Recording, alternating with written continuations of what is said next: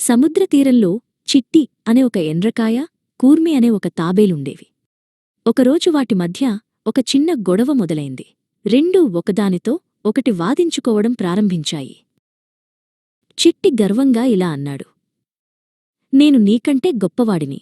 నేను చాలా వేగంగా పరిగెత్తగలను. నాకు కావాలనుకున్నప్పుడు ఇసుకలో త్వరగా దాక్కోగలను. కూర్మి ప్రశాంతంగా సమాధానం చెప్పింది, అది మంచిదే.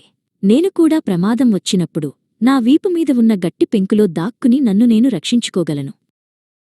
చిట్టి గట్టిగా నవ్వి, కాని నువ్వు నేలమీద అందరికీ కనిపిస్తావు. నీ పెంకు పెద్దగా ఉంటుంది కాబట్టి ఎవరైనా నిన్ను సులభంగా చూడగలరు అని ఎగతాళి చేశాడు. కూర్మి చిట్టివైపు చూసి మెల్లగా అడిగింది, సరే చిట్టి, నీకు చాలా శక్తులు ఉన్నాయి. మరి నువ్వు నాలాగా నేరుగా ముందుకు నడవగలవా? చిట్టి ఒక్క క్షణం మౌనంగా ఉండిపోయాడు. నడవడానికి ప్రయత్నించి ఆగిపోయాడు. ఆ తర్వాత మెల్లగా, లేదు, నేను అలా నడవలేను. నేను పక్కలకు మాత్రమే వేగంగా వెళ్లగలను అన్నాడు.